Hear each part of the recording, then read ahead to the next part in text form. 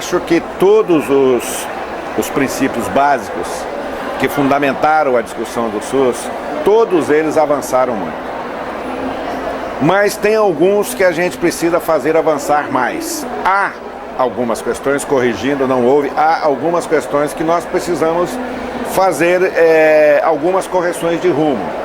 Por exemplo, hoje nós temos dois dos princípios básicos do SUS que nós precisamos ver como que a gente pode fazer com que eles avancem. Um desses princípios é a universalização. Por quê? Porque a universalização hoje ela é seletiva. Tem alguns segmentos da sociedade que tem a universalização no atendimento.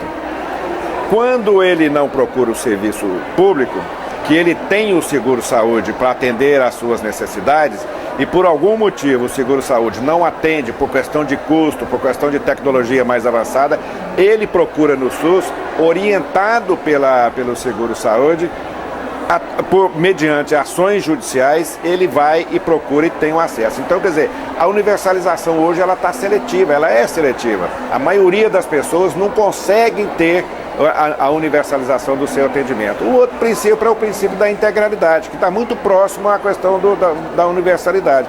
A integralidade, da mesma forma, ela também, de novo, ela é seletiva.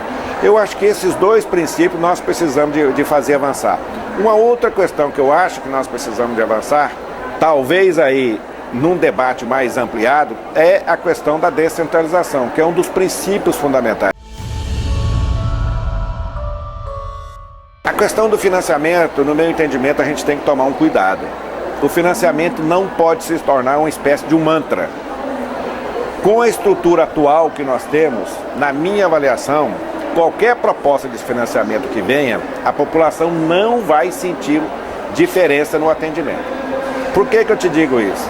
Porque para a gente discutir, no meu entendimento, a questão do financiamento, nós temos que corrigir algumas questões que estão colocadas aí. Primeiro, a gente tem que discutir a questão da força de trabalho.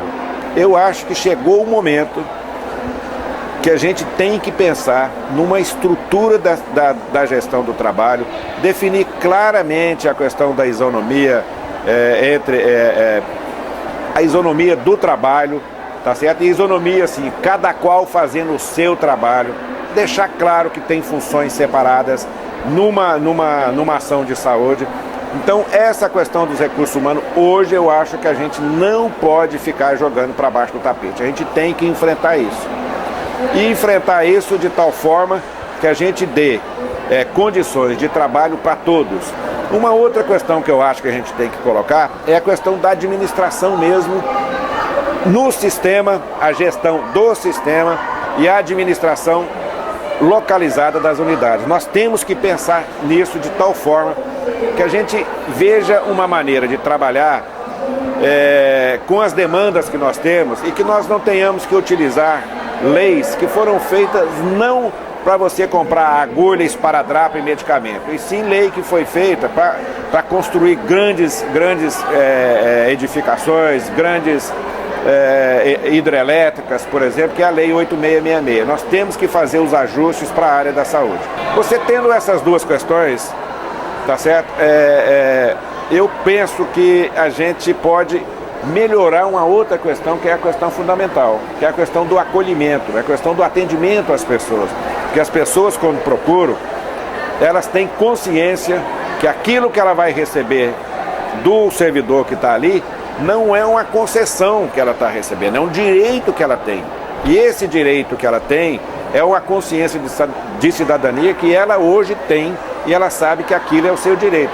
Mas para você melhorar isso, o acolhimento, você tem que dar condições às pessoas. Com isso, entra a questão do financiamento. Por isso que eu digo para você, senão a gente vai pensar o seguinte, o financiamento vai se transformar num mantra. Nós temos que ter uma estrutura de financiamento para que você readeque o Sistema Único de Saúde. Se você não fizer essas readequações, é bobagem você mexer com a questão do financiamento. Não vamos botar mais dinheiro sem saber para que faz. A discussão com o setor suplementar, eu acho que ela sempre vai ter que ser discutida. Sempre vai ter que ser discutida. Os problemas que o setor suplementar não consegue resolver, que ele tinha que resolver, ele não joga para o setor público como se isso fosse culpa do setor público. Então eu acho que essa relação a gente tem que analisar profundamente para ver o que é que tem que ser feito constantemente. Qual o tipo de aperfeiçoamento que está sendo feito. Porque hoje fica numa situação bastante cômoda para o setor suplementar. Você paga, alguém paga, caro.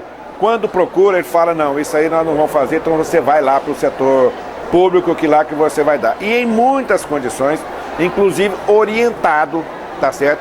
De como ele ingressar em ações judiciais para conseguir. Não sou contra a ação judicial, não. Não é isso que eu estou falando, tá certo? A situação judicial, a ação judicial num regime democrático é perfeitamente normal e é um direito. Mas eu acho que quando você induz isso para diminuir o seu custo, isso aí para mim eu considero como crime lesa à humanidade. O SUS não é concessão de intelectual da saúde, profissional da saúde, de instituição de pesquisa, de instituição de ensino e do Congresso e da Constituinte, não. O SUS foi uma conquista da sociedade brasileira. Então eu acho que hoje, enquanto a gente não tiver, de novo, um nível de organização como teve aquilo, para pressionar em algum momento e você buscar alternativa para você aperfeiçoar o SUS, o cenário que a gente vê hoje é um cenário, no meu entendimento, muito pessimista. Mas como eu sou um SUSista por convicção, eu tenho um otimismo muito grande que eu acho que a gente vai conseguir avançar.